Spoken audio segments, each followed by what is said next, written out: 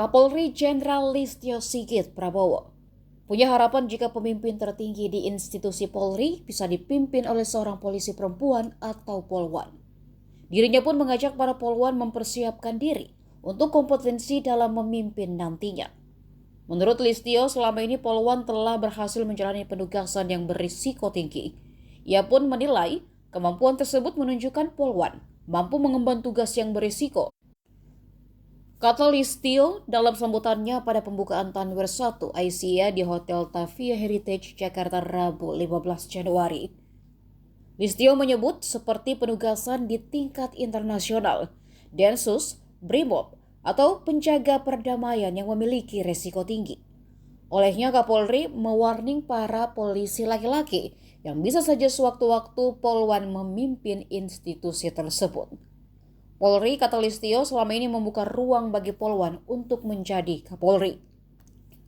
Saat ini Listio mengungkapkan Polri telah memiliki 6 polwan berpangkat Brigadir Jenderal dan di masa lalu pernah memiliki jabatan Kapolda.